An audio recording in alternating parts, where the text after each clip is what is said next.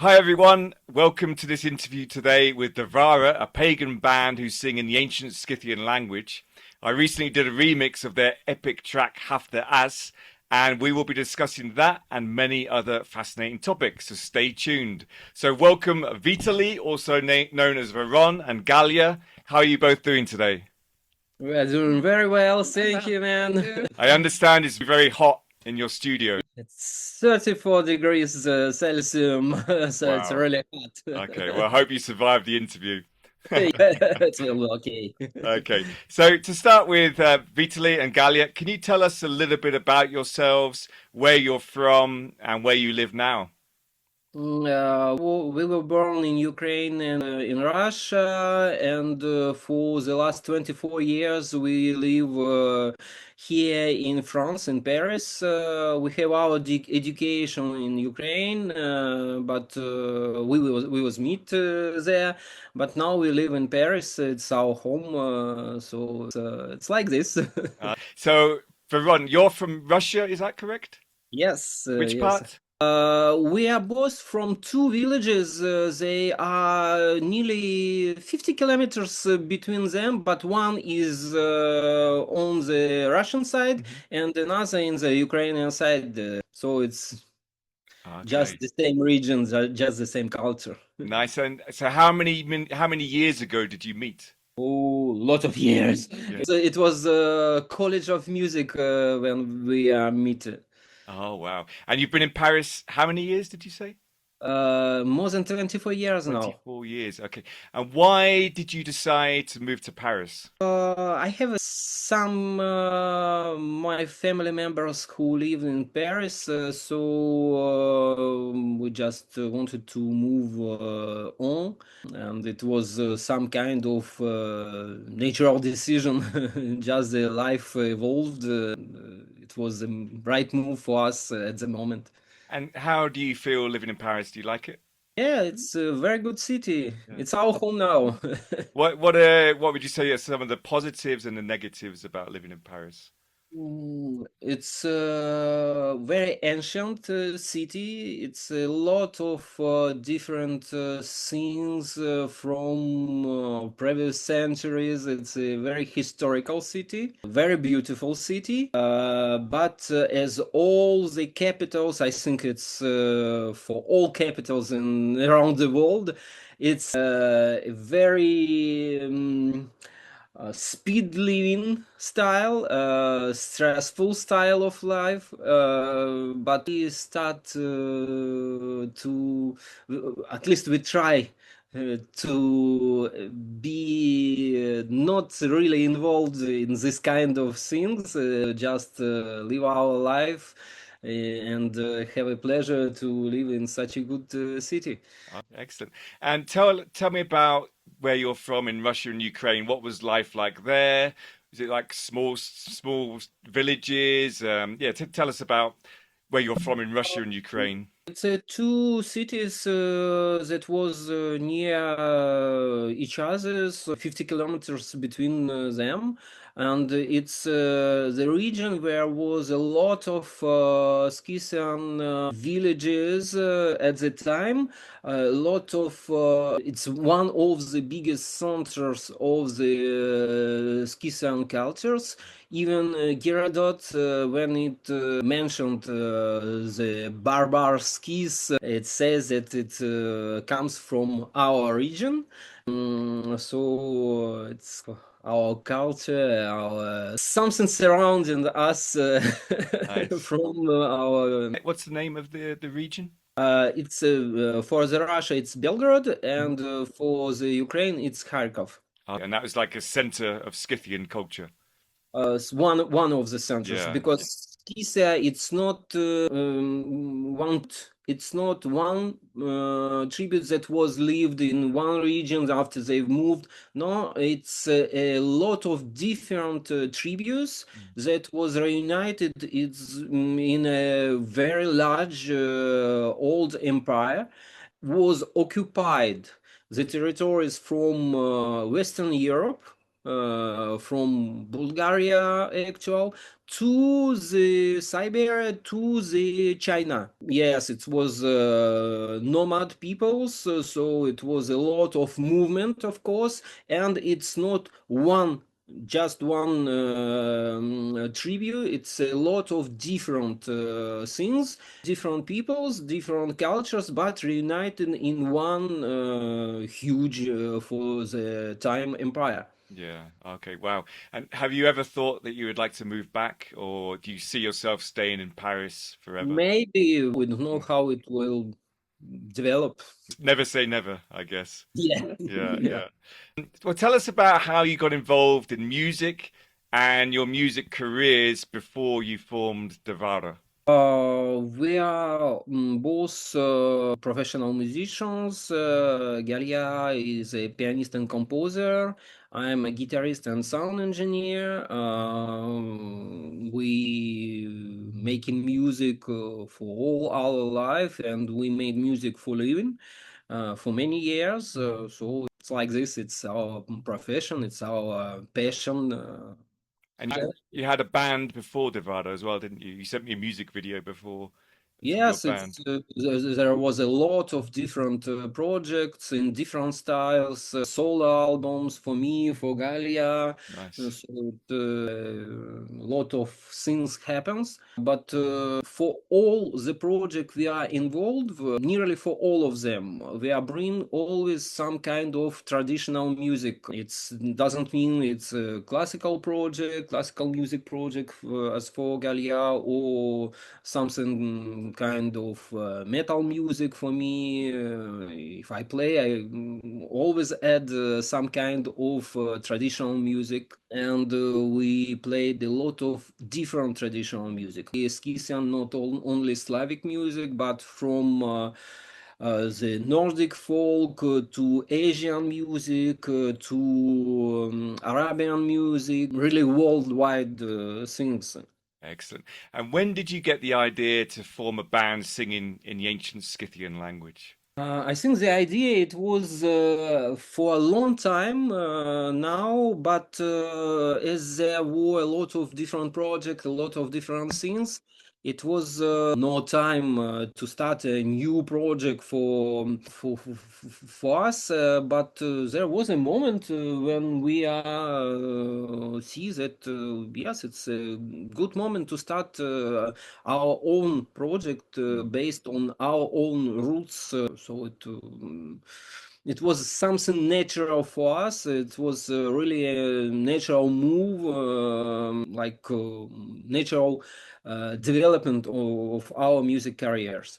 And when did you sort of become aware of the Scythian culture? Is it something you've always known about, or is it something you discovered, let's say, 5, 10 years ago, for It's example? something that was around us for all time from our birth, because it's our region, one of the centers of the ancient Scythian empire. We was told about this culture. We was learned it in the school. We was visiting the museums with different Scythian things exposed, etc., etc. So it's our roots, it's our culture, something that we live with. Yeah, yeah. And why sing in a dead language? What is your reasoning for singing in a dead language? When we started the project, we was need to write lyrics, so we needed a language. And today there is a Scythian dictionary compiled by Abayev. It contains around 200 words that was found in the different sources, because the Scythian was not a written language.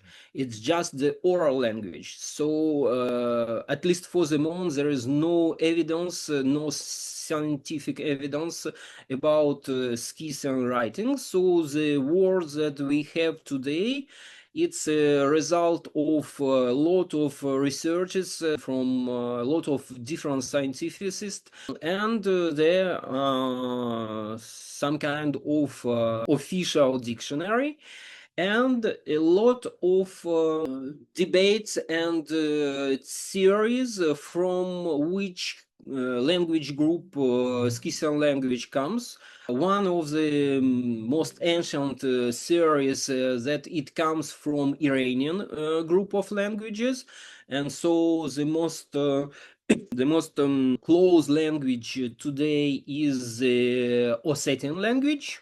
And another theory suggests that it belongs to the Bulgarian branch of languages. It's a more modern view that arrived 10 years or something.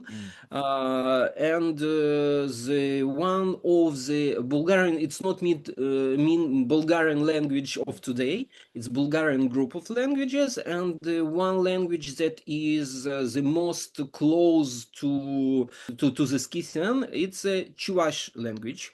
Okay. And just a simple coincidence that Galia's grandmother is a Chuvash, and for her it was her native language. Oh wow. So we spent 9 months to study on different scientific researches, to study culture, study language, really doing academic, studying academic works to Wow. start to use it for the lyrics. And now we made it's mostly our reconstruction, because of course there is some words that doesn't exist in the official vocabulary, but there is enough works, scientific works, to make some reflections or some searches or some kind of proposition about what, how it can be made, how it can be structured. Just do this. So would you say you two maybe speak more Scythian than maybe anybody in the world, or the bit? We don't, no. We don't speak Scythian because Yeah. understanding the structure, having a vocabulary, it doesn't mean we can really speak language. I think nowadays maybe 1 or 2 person in the world that can, scientists that can do this, but Would you like to meet them? The people who? we don't have, for the moment, we don't have contact from the scientists, but a lot of people who studies Scythian cultures. We don't have a contact from the scientists, but a lot of people who studied Scythian culture or who just passionate about writed us saying that it was very good, and it gives us a lot of inspiration also. Yeah, definitely. I watched a film, a good Russian film called the Last Warrior, or the Scythian. Have you The seen that? Last Kiss, The Yeah, Last Kiss. yeah, yeah, It's a really great movie. yeah. It's really close to the real Scythian culture. Mm. So it's for all who passionate who want to learn about it. I think must to see the movie. Yeah, I loved it. I also watched the Legend of Tomiris as well, which is good, Yeah. but I'm not sure. I don't know. I don't know if the people were correct in the representation. What do you think? Because they look more sort of Mongolian in the Legend of Tomiris in the film, so I'm not really sure if they were. No, as it's the skis, it's a lot of different tributes. So it's not just one. It's one Mm, of the huge misunderstanding about skis and culture, about skis. that first of all, it's not only Siberia. It's not only some kind Mongol-looking people. Not at all. First of all, the first Scythia was around the river Don. It's Ukraine, actually. Dnieper, Don, and it's Ukraine, Russia. So it's a region that not really any relation to Mongolia or Siberia, but as it was a nomad people, and there was a lot of tributes who joined at the moment of construction of the empire. Tell us about the name DVARA. What does it mean? Where does it come from? If we say Dvara, it's a door A or door. Okay. portal. Door or portal, but it has a more. It also carries a sacred meaning. A passage between our world and the world of our ancestors. Okay. Yeah. So it's a door between two worlds: the Okay. world of living and the world of the ancestors. How did you discover that name? Just looking at the dictionary, Yeah. starting Okay. to learning language Yeah. was evidence for us So at the that's moment. one of the 200 words, is it, DVARA? Yes, Yeah. yes. Okay. Wow. And the name Veron. Tell us about the name Veron. Just the crow, just a nickname that was scotched to me, and some moment I say, okay, let it be my artistic name. Nice. What Just languages? just like this. What language is Veron in? Is that Russian in Russian? In Russian. So Veron means in Russian. crow. Wait, Okay, yeah. excellent. Well, what are you working on at the moment? So obviously, I've just done your remix. You had a release maybe like a month or two ago. Yeah. What's the next project you're working on? When may it be released? That sort of thing. We have two singles that we are working on at the moment, and we start to work on our costumes that we can begin filming our first video. Oh, nice. Yeah. I guess it won't be in Paris, the video. Will you be looking to go to the forest or something for that? We will not do the usual things that the pagan bands do. Right. With some really good ideas. Yeah. Yeah. We will just look if we can do all the jobs, because we are doing all the things we do by ourselves. Yeah. Yeah. So all the video, all the artworks, all the animations, no IE animations, Yeah. Yeah. just Yeah. me in the DaVinci Resolve for the hours of work. Yeah. So No, it's like, you're very talented with your artwork, with your single artwork. Yeah, you thank must have you. put a lot of work into it. All the artworks ideas, it's Galia. It's her ideas, Okay. how the image can represent our work. For each single, it's mostly Galia who searching the idea, and then I start to realize it's for the real. A good team.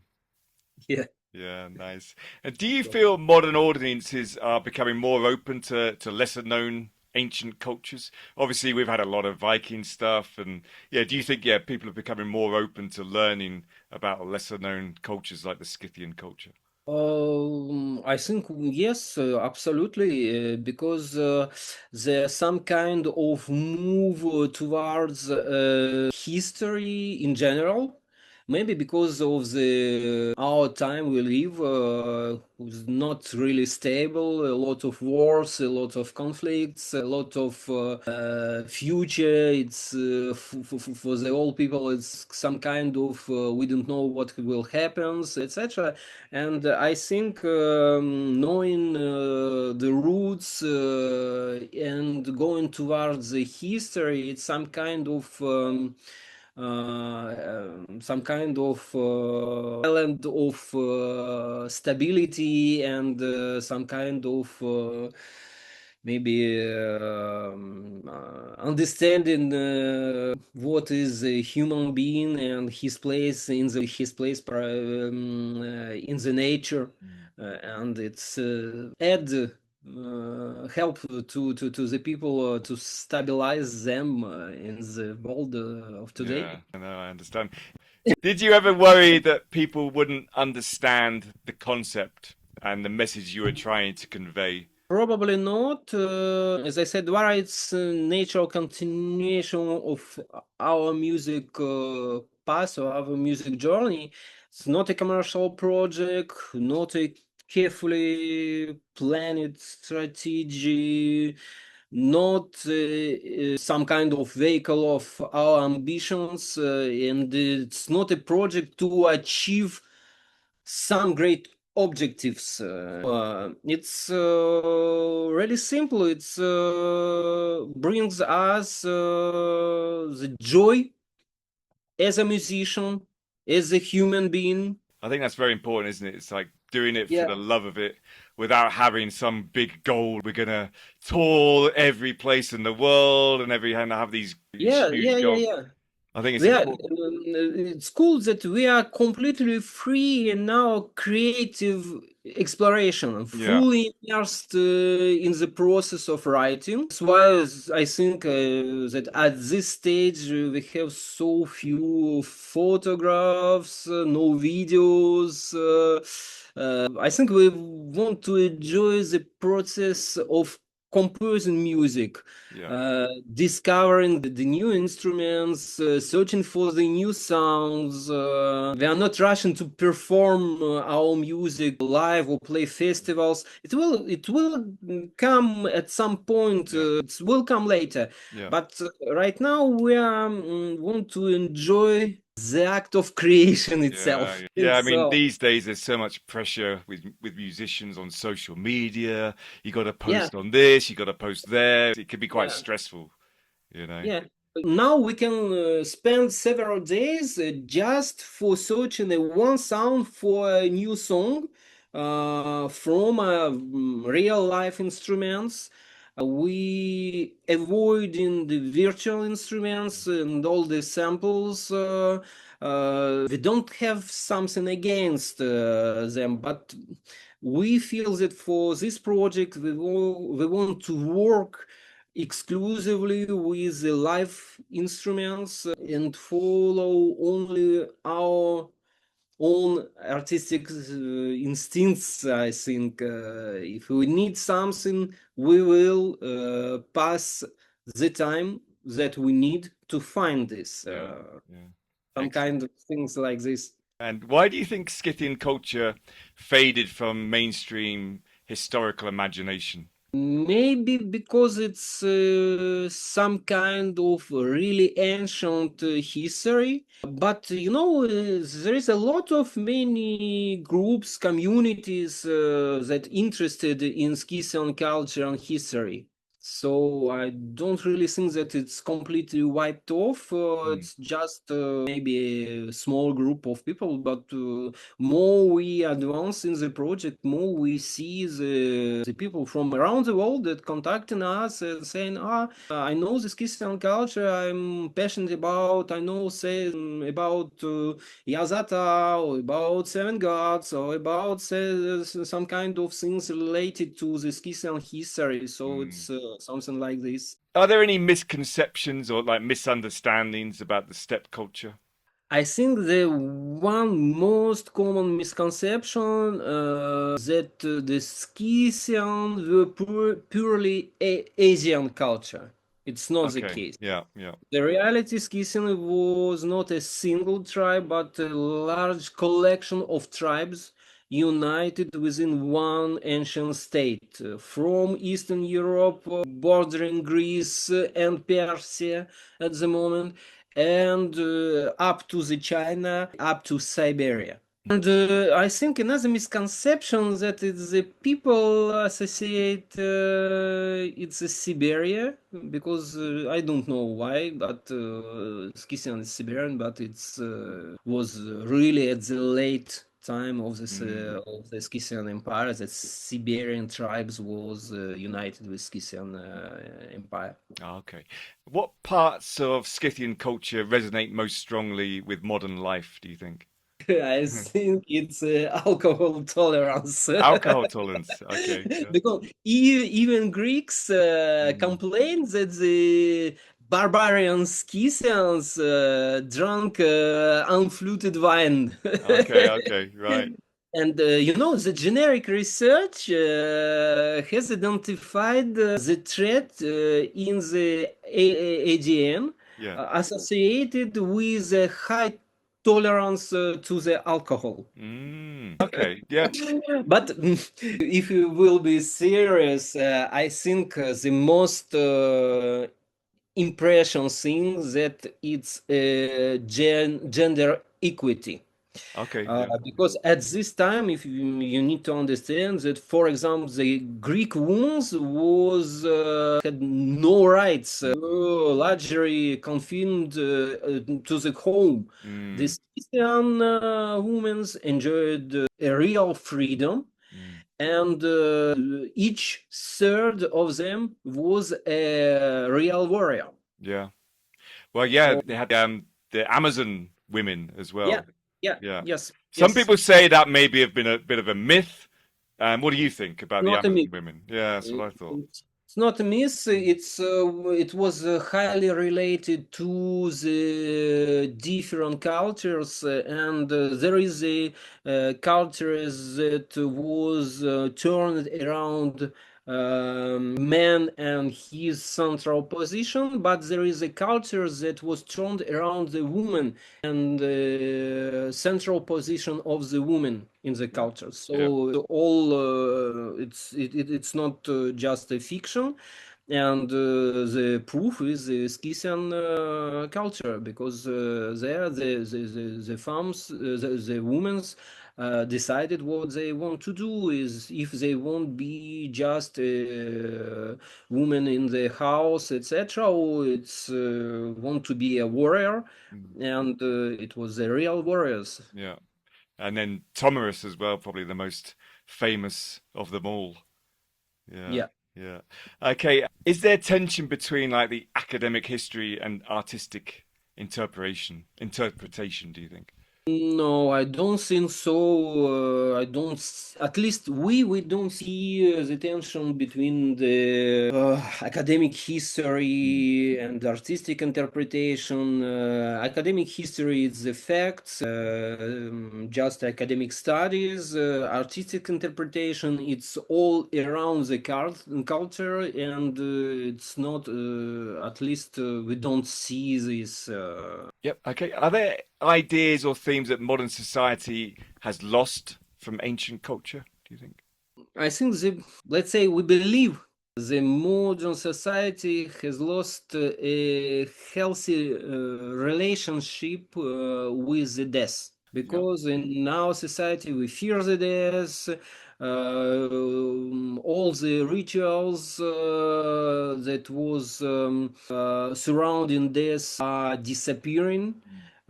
We try to shield our children from it. We do everything possible to avoid the death, to live forever. Mm. For Scythian, as for the all ancient civilization, all ancient people, the death was simply the part of life. It was a one circle, and for at least for us, it's one of the reasons why we choose the name DVARA, because of this mean spiritual mean of the portal between the world of the living and the world of the dead, some kind of realms of the ancestors. And what do you think happens when we die?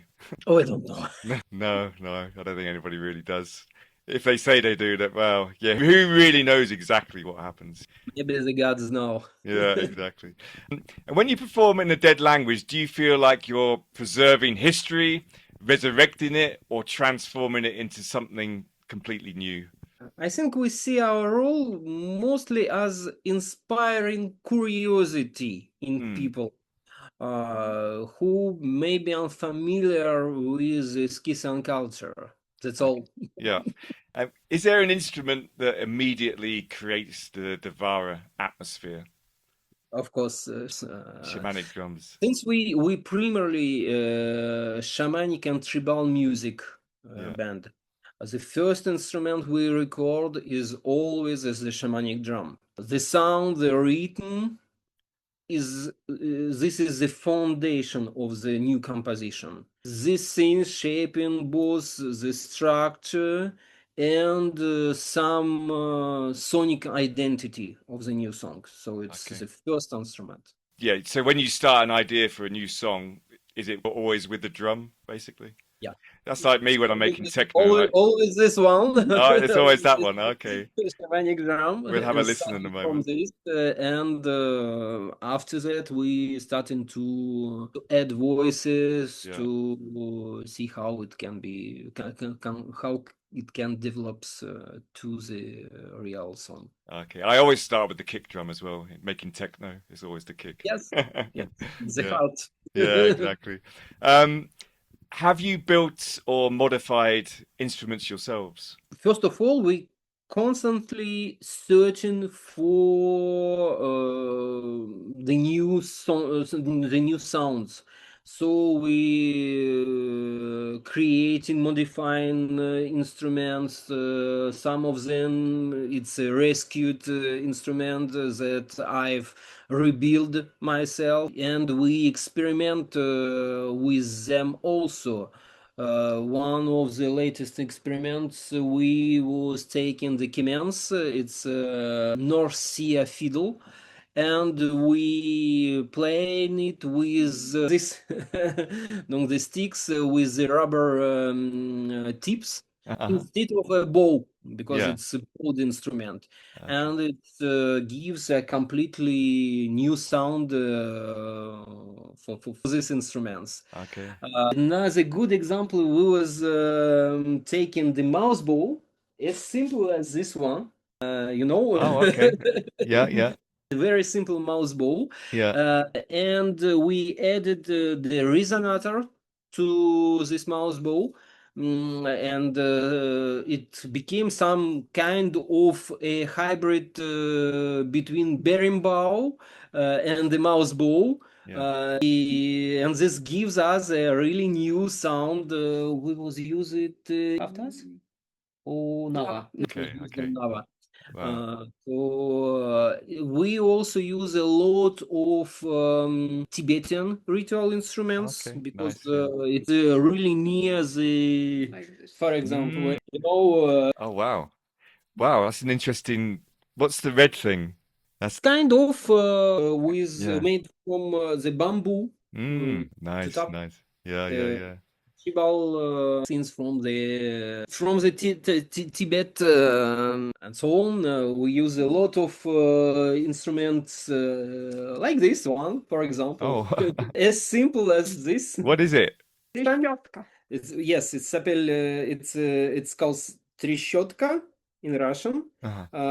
It's just some kind of small pieces of wood Yeah, united and gives this wonderful sound. One also that we have is that we used yeah. a lot of just this one. Oh, is that like a Yes, frog or a toad? yes, it's Oh, yeah, yeah, yeah, yeah, yeah. So this is a frog that yeah. we use. That sounds You know? great. Yeah, it's really cool. We use it a lot. And is And it a this one, yeah, yeah, that sounds nice. Yeah. this Is the one, frog supposed to be an instrument or are you just using it as an instrument? it's instrument for the children. Yeah. It Oh, okay. sounds really nice, and Yeah, we yeah, use it. yeah. We have a new instrument that comes from China this Oh, time. It's just it's Gukin. We just have this. I not really play for the moment. We're just starting for the moment, but very cool sounding. what's it called? It's called Gukin. Gukin, Gukin. I think I may have heard of it. I've been doing qigong. And I think they may have mentioned that instrument. You know what qigong is? Like sort of like energy movements, and it's a little bit like Tai Chi, but a simpler version. I think they use that in the music as well. But yeah, it looks amazing. What's your favorite instrument, would you say? Oh, it's all favorites Yeah, because yeah, We looking for the mostly for the application and for sound. For each song, it's really a search of the perfect sound, and it depend of the sound we want. Yeah. Sometimes it's one, sometimes it's another. It's really hard to say. There is one the most. Okay. And what about your recording sessions? Do you have it in your mind exactly what you're going to do when you go into the studio, or do you have like happy accidents? How? Tell us about your recording sessions. Recording sessions are really simple for us. It's nearly one setup for all recording sessions. Sometimes it can be just one mic. Our first song, Tava, was recorded with as one simple SM57 mic. Whole song, all instruments, all that you hear is one SM57. Two audio interface, of course, to the computer, and all the mix and mastering job I made, of course, in the computer. And when we started, as I said, with some kind of shamanic drums, and we have a strong idea about the structure, about the message, of course, because each song starting with some kind of idea about some kind of subject, some kind of ideas, and some kind of emotional set that we want to transfer to the listeners, and then we start to work around this. Okay. And Sometimes it changes, yeah. sometimes it changes a lot, and we continue at the moment that we see this is how we want this song. Yeah.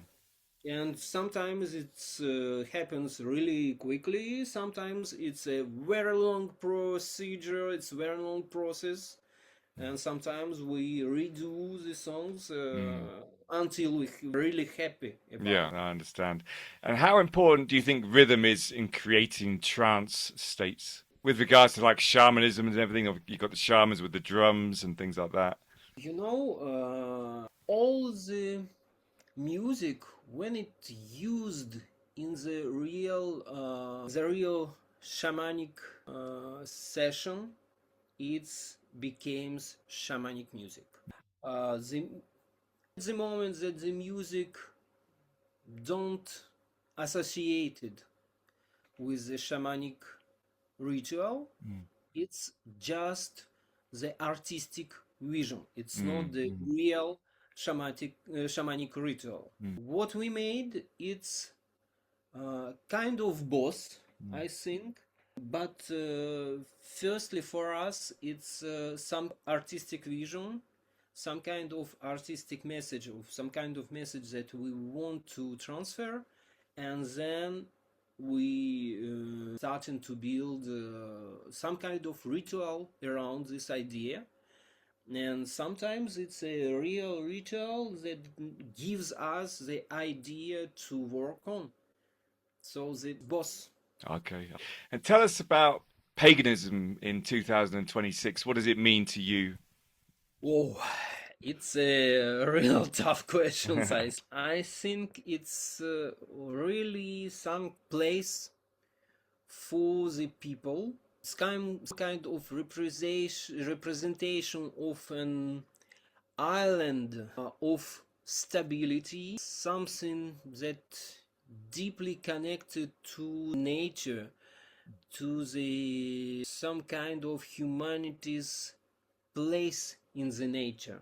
I think it's because there is a lot of religions, there are a lot of rules, etc. But when the world goes really unstable, the peoples goes to their roots. Yeah. And for us, the paganism, it's the roots. And It's growing up in Russian Ukraine, did you sort of grow up within a Russian Orthodox church background? the Orthodox Church is built on the pagan background, and without Conung Vladimir and his love for the Constantinopolis princess, there will be no Christianism in the Russia. So it will be mostly multi-gods universe, because all the religions that was coming to the Russia, to the ancient Russia at the days, it was one of the gods from the god pantheon. So if you come, for example, with the Christ, the ancient Russian says, okay, it's cool. Was not rejection, but here's your Christ, here's our gods. We make his place here between our other gods, and let's live together like this.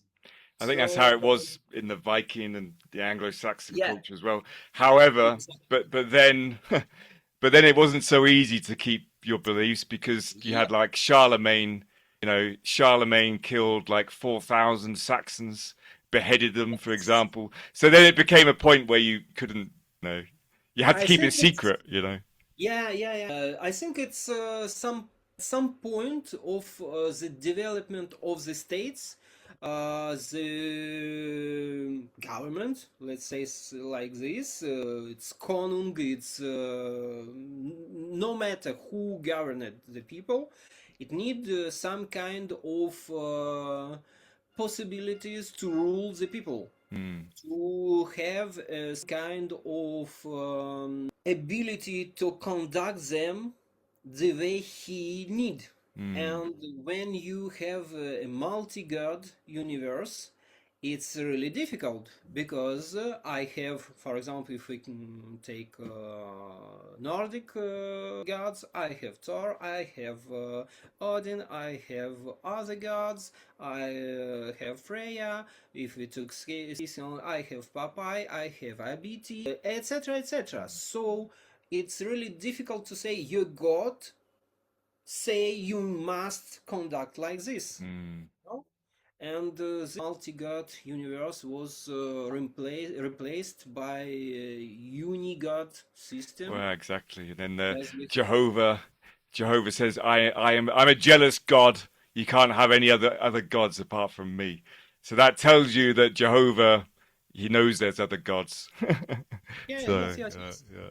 It's a problem of all development cultures, because you need some kind of unified religion to unify all people around this, and to govern all these people. So it's not just the force, just the government force, but there is a religion that helps to go together with the government, and that's why this happens, I think.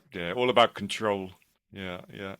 Tell us about the seven Scythian gods, because they're pretty fascinating. Okay, so there was three levels. If I understood, if I remember right, the three levels. Some kind of supreme god. It's Tabiti. It's a goddess of fire. And one moment, it's goddess. It's not god. They rule the fire, the royal authority. Second level, it's Papai and Api. It's Papai, it's god of the sky, father of gods and humans, some kind of Zeus in the Greek mythology. I often make a parallel between Scythian and Greek mythology, because ancient Scythia, the great Scythia, as is described by Herodot, it was in real close contact with Greece. So there is a lot of parallels between the multi-god universe in Greece and in Scythia. So Epi or Gaia, it's goddess of earth, and of course wife of Papai, of course. And the third level, it's the some kind of guardians of the world. Okay. There was the god of sun of and destiny, god Roses. It's some kind of version of Greece Apollo. There was Artimpasa. It's nearly the same thing as Aphrodite. Okay. Yeah. Okay. Targetai. It's some kind of vision of Heracle, Scythian version, some kind of cultural hero. One of the three comes from the most ancient forest, Hyperborean forest, etc., etc., Okay. and one of the ancestor of the Scythian, and of course some kind of nameless god of Ares in Greece, the Yeah. god of war, the god of iron sword, and there is a lot of rituals around this iron sword, etc. One of the most, we can say, most important gods, because there was a lot of war, means, of course. So here is the pantheon of gods, of seven gods, Yeah. Hafta As. Yeah, I Yes. know. And the snake goddess, what was her name again? The snake goddess, it's Tabiti, Yeah. the mother of all the gods, the Yeah. supreme Yeah. deity. Yeah, very interesting. And do you believe there are links between the Scythians, Norse, and Anglo-Saxons? Well, when I was doing my research, watching a lot of videos, I think one of the videos was talking about similar motifs being found in Anglo-Saxon graves. I think there's maybe a staff with a stag that was very similar to the Scythian stag. So do you think there's like links Yeah. between them? There is a lot of theories. One of them that is some kind of Scythian tributes goes to the Norse, and then they mixed with local peoples, and it gives the Vikings, and then after that the Vikings came back to the Slavic territories, creating the modern Slavic peoples. But there is no proof historical, no, not like this. There is no proof in terms of, like say, in terms of ADN, in terms of real ancestor descendants. So it's mostly the common things in zoomorphic arts, some kind of same animals used in both cultures, a lot of motifs, graphical motifs, and at real the scientist can't prove that it's real descendants, or it was just some kind of mod to the Scythian art at the time. So it's not proven. Yeah. Let's say that. I'm reading But a book at the moment, The Scythians, and it talks about the Celts having connections with the Scythians. That's yes, something that's definite. there is the thing. There is a lot of connections. But we can prove that the Scyths is the ancestors of the Celts or of the Vikings. Yeah. So there is no scientific proofs, Yeah. but there is a lot of common things. So maybe it is the real things. Maybe this is just some kind of connections that give us some kind of similar things. Yeah. It's for the moment it's purely scientific research. Yeah. Speculation. Kind of, Uh, kind of. Tell us about some of the animals, both real and mythological, that were sacred to the Scythians. The mythological creatures, it's of course Api, the serpent-legged goddess, one of the ancestors of the Scythian, half woman, half serpent, the griffin, so the creature with the body of lion and the head of eagle, etc. the guardian of the Scythian gold. Yeah, yeah, yeah. But besides this, there are a lot of real animals represented in the Scythian art. First of all, the deer, the most sacred animal at real. The animals that guide the souls between the world of heaven, earth, and the underworld. It's some kind of passenger between the worlds. The horse, of course, it's a nomad people, so the horse, it's the center of the nomadic life. When there was a sacrifice for the gods, it was the horse. It's some kind of ultimate sacrifices, etc. And the wolves, it's some kind of representation of the warrior totems, symbol of the ferocity of the strength power. I guess there's a correlation there with the Ulfhednar, the Viking wolf warriors as well. Yeah. Yeah. Yeah, in that film, The Scythian as well, it talks about the wolves as well, the wolf pack. Yeah, yeah. I think that's an Indo-European thing, definitely. What about Scythians and Gold? Because some amazing things were found in the Yeah, graves. it's a really passionate subject. The gold played a very important role in the Scythian culture. It's not simply the symbol of wealth and status, but it's also a sacred material associated with power and some kind of divine authority. So that's why there was a golden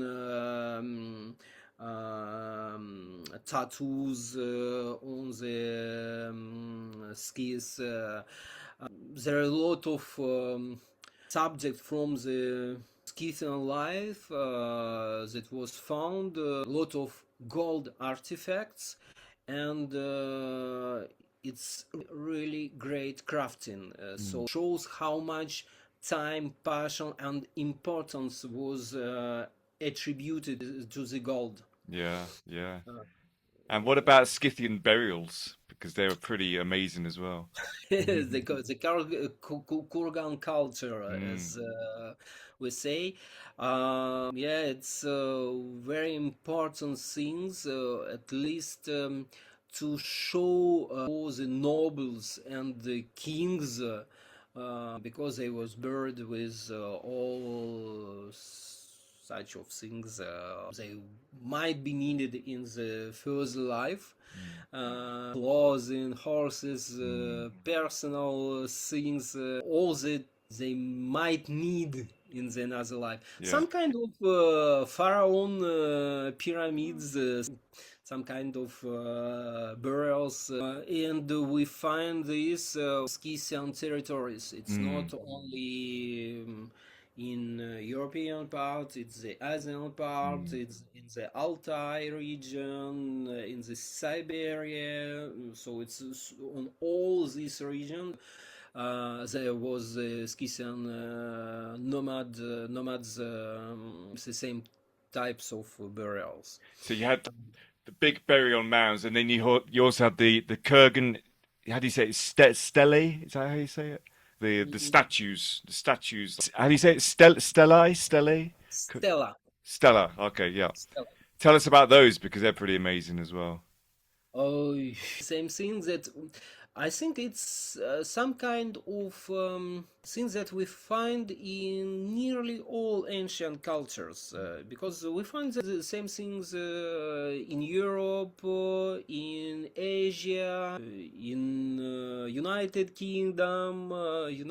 It's some kind of way to demonstrate the importance of the place and some kind of sacral meaning of the place. Yeah, yeah. And would you like a Scythian burial when you go? No, I'm modern. We are modern people Yeah. who don't want to have buried with all our possession, all our family members, No, etc. etc. no, No, no, no, no. no dead horses.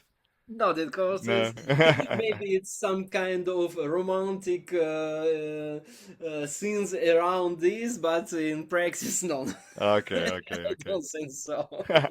What about living in such a big city like Paris, and obviously you're making very sort of ancestral type music. Do you find maybe sometimes that's difficult, or what are the positives and the negatives of creativity living in such a big city, do you think? Yes, it's a really difficult things to live in a large modern city, and it can make the creative process much more difficult because it creates a lot of stress, and any practical things can be really challenging, like making the interview without disturbing noises. Yeah, uh, yeah. Sometimes we need to postpone our recording session because we can't record because there is some kind of works made Mm, nearby and a lot of noise, so we can't record because right. of this. And it's but same time you have a lot of life Mm, around you. yeah. It gives you a lot of things also, so it's not only bad things. Yeah, yeah. So when you're recording, do you sometimes have some noise from outside and go, ah, we've got to start again? Yeah, Yeah, it yeah, happens quite a it's lot. really something that happens nearly each times. Oh, really? Oh, wow. Yeah, we are completely okay with this. Yeah, We just do something else and then we start over and yeah. we continue do our jobs like this. And what about your neighbors? Can your neighbors hear you? Yeah, our neighbors exposed to the music Yeah, from 9 to 9 yeah, o'clock yeah, all day. yeah.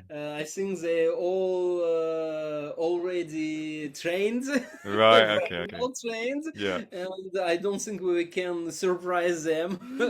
And they're okay, they don't bother you. Yeah, Yeah, yeah. we have our studio is treated, of Yeah, course. yeah. Of course, treated. Today is a little bit different because of this heat, just infernal. Yeah, yeah. But usually, when we close all the doors, all the windows, etc., it's more or less cool sound-wise, Yeah, so yeah. we don't really disturb the neighbors, and Mm. the neighbors don't really disturb us. Okay, So perfect. it's Yeah.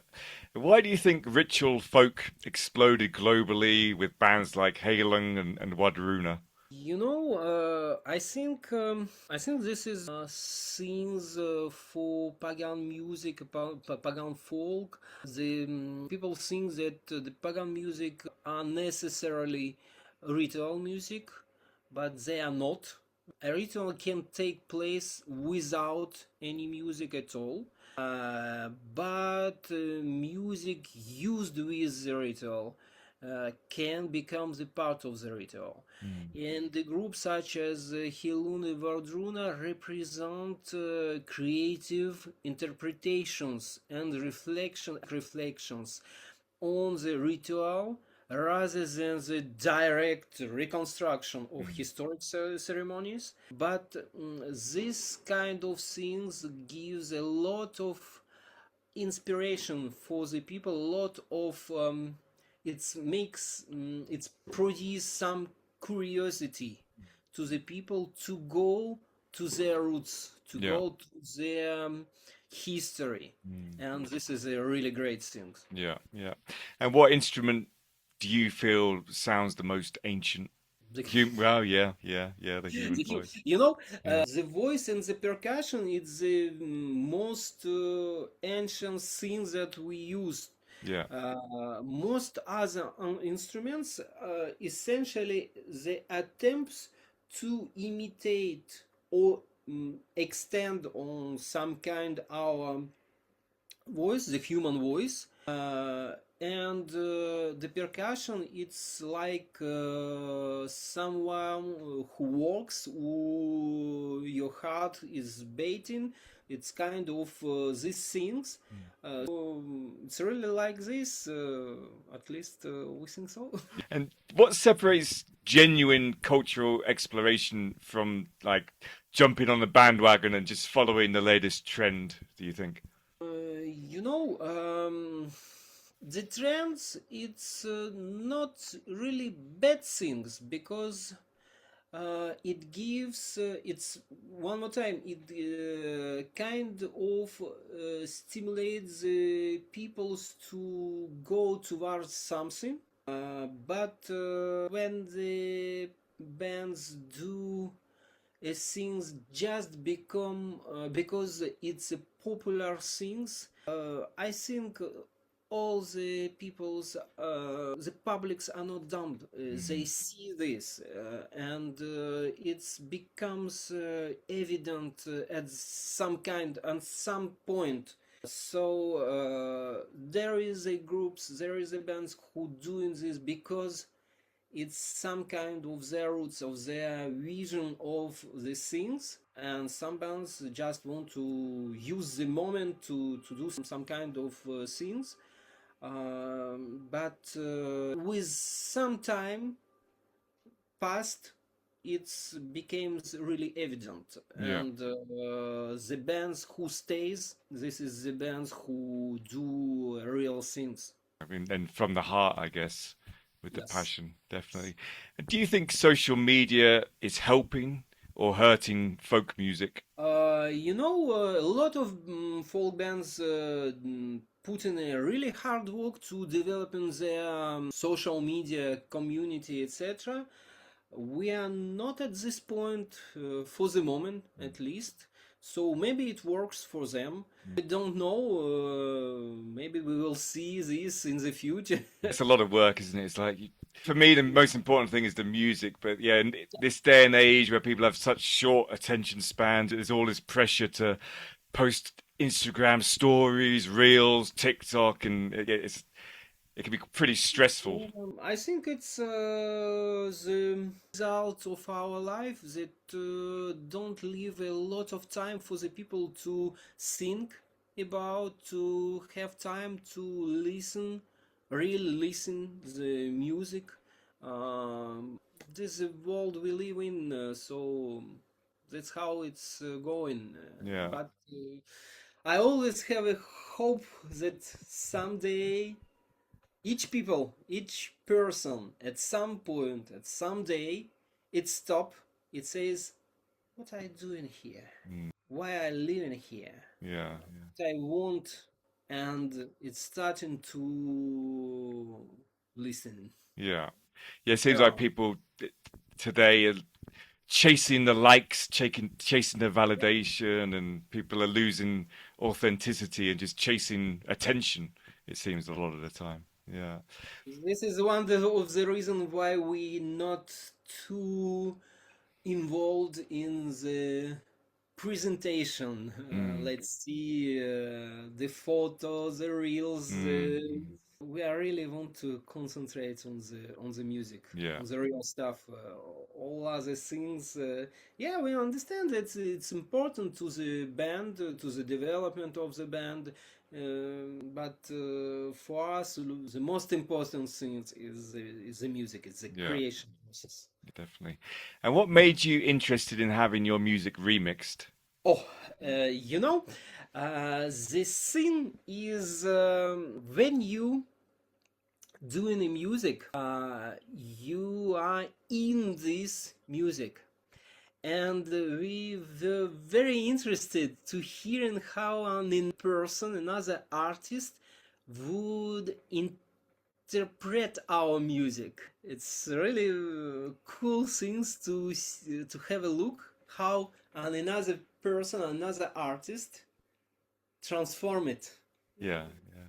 And It's were you really cool. nervous about hearing your work like transformed electronically to a techno track? Since we are not, we never worked in the techno style before. We was pleasantly surprised by how powerful and same time how natural the combination felt at the finish, and we was really surprised by the energy Okay, of the final track. okay, that's good to know. And did the remix reveal aspects of the song that you hadn't noticed before, or anything Uh, new? I think the most thing that was revealed for us, it's seeing the our music from a completely different perspective. Really, this thing when you are composing, you are inside the songs. In the remix, it gives us the opportunity to see outside and hear it with the fresh ears, maybe Yeah. something like this.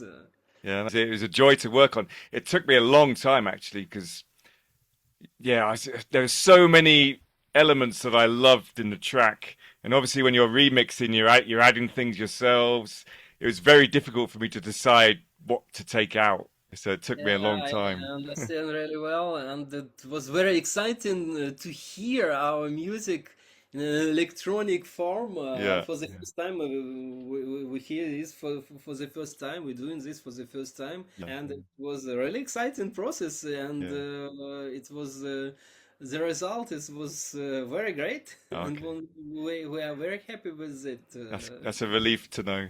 That's great to know. Thanks very much. And can ritual music evolve, do you think, without losing authenticity?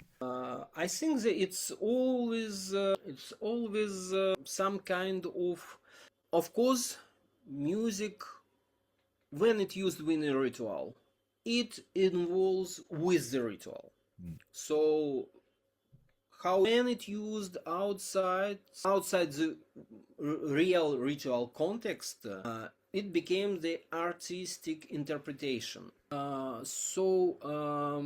It can evolve, and for the moment when the composer, when the artist, he believe in what he do, it stays authentic. Yeah, exactly. The passion and the Yes. coming from the heart. If you make music from the heart and what you believe in, you're going to remain authentic. If you transfer your emotions, your belief with your music, it's always authentic. Yeah, exactly. Um, with your recording sessions, tea, coffee, mead, or vodka? No vodka, but mostly coffee and some kind of Coca-Cola or Yeah. something like this Mm. when we record instruments. And when we start to record the voices, it's only the pure water. Yeah, yeah, okay. What's the most chaotic studio moment that you've had? I think it's searching for a new sound for a new song. Okay. This is the moment comes out all the instruments that we have, and we starting to improvise on them. We starting to try them out together, one by side, etc. And this is one of the most chaotic Okay, moments, okay. I Yeah, I can think. imagine. With your throat singing and things like that, have you ever scared your neighbours, do you think? No, no, they're used to it now.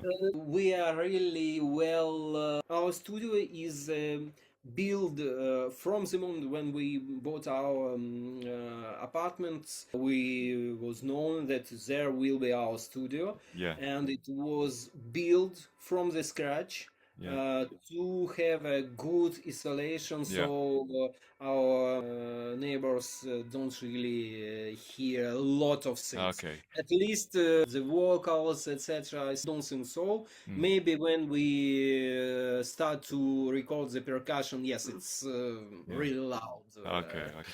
And do you have a favorite season for creating? Yeah, of course, it's the summer. Why? Because we don't have a lot of work. Okay. Yeah. I saying work for the money.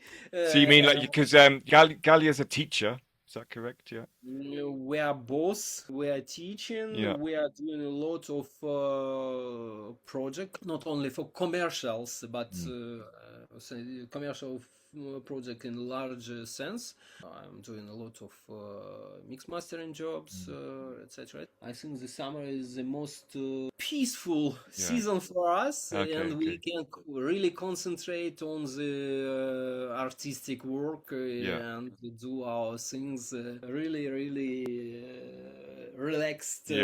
But the difficult thing is when it's 34 degrees, I guess. Yeah. Do you have a dream performance location where you'd love to perform? You know, we love a lot of the region of Britain here in France. Oh, Brittany, yeah. And to build a scene somewhere near the Brussels forest and perform there will be a really good thing. Yeah. What do you like about Brittany? It's kind of region that is staying savage for today until our days. It's not really usual to see. There's some kind of savage nature that still happens there. Yeah, nice. Which song took you the longest to complete? I think the most long it was the most difficult. I think it's Artias Bar. Okay. Because it's the most emotionally demanding song. To create it, we had to remain in a very dark emotional state for quite a long time, and it was really difficult and exhausting. Tell us about that. Why was it so emotional? Tell us about the song a little bit. The song is about all the dark things in the human. All about dark side of the human, and it's kind of complicated song. Is it a little bit like actors when you have something called method acting, where they go into the character?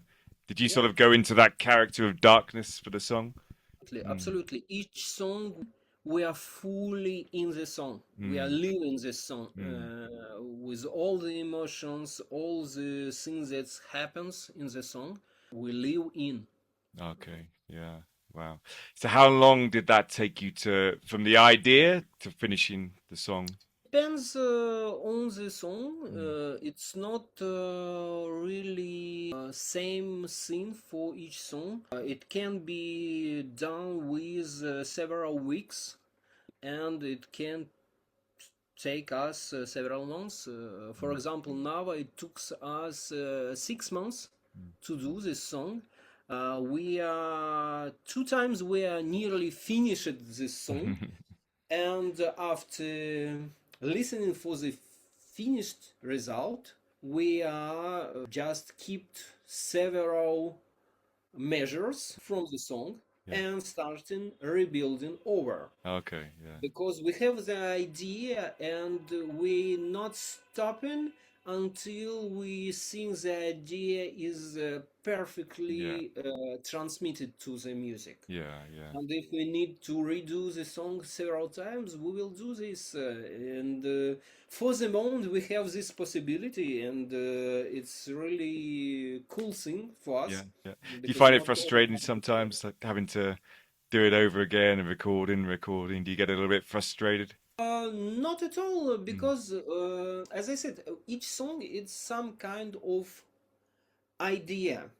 And when we working on idea, we want to do it the most exact way that we want to have the sound, to have exact feeling, and we do not looking at the time past the song. Okay, that's good. That's why I'm saying that it's not a commercial project. We're working until we are happy with the. That's good that you self-release. I mean, if you worked for a label or they'd be like, "Oh, you need to do it now. You need to have it finished by." You're free to do it whenever you feel like it's ready. We got a proposition from one label, but we declined really because of this. Because we don't want to make an album Because label it's mean you need to make an album, you need to go to the festivals, you need to go touring, and we want to do the art first of Yeah, all. yeah, yeah. And if you could collaborate with any artist, alive or dead, who would it be? Mussorgsky. I think Mussorgsky because it's one of the most pagan academic composers. We find more pagan spirit in his music than in any other classical composer. Night at the Bald Mountain, pictures from exhibition.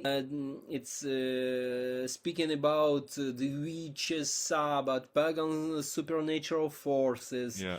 It's speaking about Baba Yaga. It's a really important character, for example, in Slavic culture, because Baba Yaga, it's not a witch, like it's not a boogeyman. I've heard of it. Can you tell us a little bit? Is it Baba Gaya? Baba Yaga. Baba Yaga. I've heard it. Can you tell me a little bit about it? Remind me, and also for the people listening. It's characters who takes the souls and who take them to the world of the spirits. So Okay. when the people dies, Baba Yaga takes his soul and it's conduct the soul to the world of the death. And this is why there is some kind of story that Baba Yaga takes the small children and buried them into the fireplace. Its name's Pechka.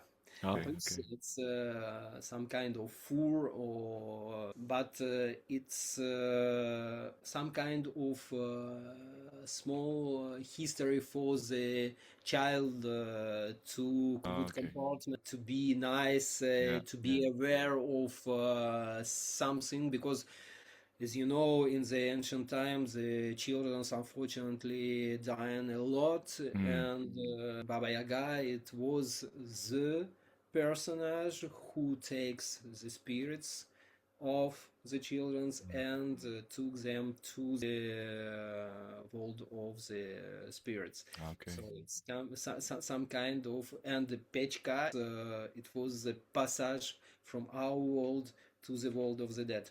Okay, nice, interesting. And what do you hope listeners feel after hearing DVARA?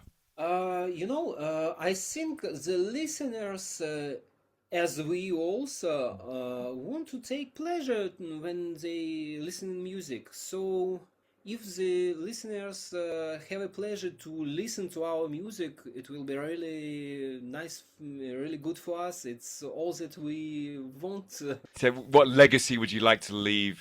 Maybe if somebody could hear your music in 100 years or 200 years, what would you like to? What? I think if the people will take pride of their past and will not forget their roots, it will be really, really great things. It's will be, and if we can move them towards this, we think our mission will be accomplished. It's really some kind of thing that we really believe in. Excellent. And what does the future look like for DVARA? What are your plans for the next year or two, for example? Releasing music, releasing videos, and after that, only gods know. Okay, okay. Could you play us something? Maybe like I don't know if you got a couple of instruments or if you feel comfortable singing or. No, I have this one. It's a very good instrument. I think you know it's like a Jaw. gamba, ujo harp. Yeah. In our culture, it's we call it vargan, and it's one of the instruments that I really like because Yeah. it sounds really amazing.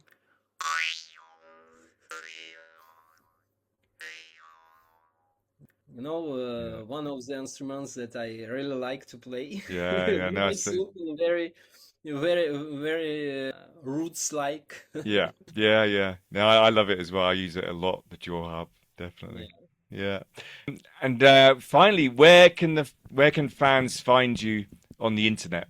We have our site, dvaramusic.com, and it's that easy to find us on YouTube, just looking for Dvara Music, or on Spotify, also just looking for Dvara as the artist, and there are a lot of our music. All our music is available here and on all other digital platforms, of course. If you can go to the Bandcamp, today is one of the critical things I think, because Bandcamp banned all the artificial intelligence music, and you have only the real artists there. So if you can go to our profile on Bandcamp, it will be really nice. It's difficult, isn't it? Because everybody wants to stream now. Yeah, Yeah, but everybody's streaming, and Spotify all is this, full of AI music now as well. it's really a disaster for the real artists, Mm. because anyone who wants to release music can do this, and they are releasing in huge amount Yeah, of music. And for all the auditors, I can say, if you want to spot the AI music, artificial intelligence music, simply go to the discography of the artist, and if you see each month another album, each month 20 songs, or each week you have a new song, etc., it will be artificial intelligence artists, because the real artist can't do this. exactly. And especially if they have a touring schedule, Mm. if they have to record, to produce all music themselves, it takes a lot of time. Yeah. At the best of our possibilities, we have done one song each month Mm. Mm. for a short period of Yeah. time. Yeah. And then we need to step back a little bit, because there is a lot of other things in the life, Yeah. because we need to grow our child, Yeah. because we need to get money Yeah. also to Exactly. live. Yeah. Yeah. And unfortunately, all the real artists, they not able to produce the music each week. So if you see this, it's nearly 100% an artificial intelligence music. I know that it's difficult to spot on only based on the music. I hear personally, at least for the moment, Galia, we hear the artificial produced Mm. music. Mm. There's always some kind of patterns in composition. There is always some kind of types of vocals Mm. used. If you can imagine the vocal singing like a man, and you imagine this vocal as the woman, and it pass, it's nearly 100% it's an artificial voice, because when you pitching the real human voice, if it's a male voice, it will be the male voice even if you pitch it 3 octaves up. Yeah. Same thing for the woman voice. If it's woman voice, you pitch it 2 octaves down, it will be still woman voice. Yeah. Yeah. The artificial voices, you see immediately that male's voice, you pitch it 2 octaves up, it's became woman's voice. Mm. Yeah. It's Yeah. some kind of things like this, Mm. but it's difficult for most of the people. Yeah. It's difficult to spot on, Yeah. and seeing how the intelligence developing, Mm. the speed of development. I think, ma'am, for the professional musician, it will be very difficult to see this. Yeah. but most of the time it's just the real musician can't do so much artistic output like the artificial intelligence project. Exactly. And when you go on the profiles, you try and find out information about the artists. You can't find any information about them. Yeah, Just this one of also, but I've seen several artists. It's like a real man mm, represented, or even a real band mm, represented mm, with a lot of photos, some kind of words about the band, how mm, it was formed, etc., etc. But it's not the real band. mm, It's just an yeah, artificial yeah. intelligence. And it's being promoted, isn't it? They're deliberately promoting it as well. It Yeah, seems. yeah. The algorithm on the Spotify and other platform changes all the times, promoting Mm, this kind of music. Produce music each week. It's nearly impossible to have to expand the listeners, mm, auditors, etc., etc. The algorithm it need more music, more music, more music, more music. exactly. Yeah, yeah. It's exhausting. Yeah. Um, okay. Well, thank you very much, Veron and Galia, for that amazing interview. Thanks for tuning in, everybody. Remember to go and check out devaramusic.com. That's correct, isn't it? And Yes, also follow them on Spotify, your favorite streaming platform, Bandcamp, and also you're on Instagram and Facebook as well. Yeah. Okay, guys, that was great speaking to you. Very insightful. And enjoy the rest of your day in the thank 34-degree you very heat. much. Yes, thank you very much, Nick. It was really a pleasure to do this interview with you, and it was really a pleasure to work with you on the remix. It's Likewise. Thanks very much, guys. thank you. Okay. Bye bye.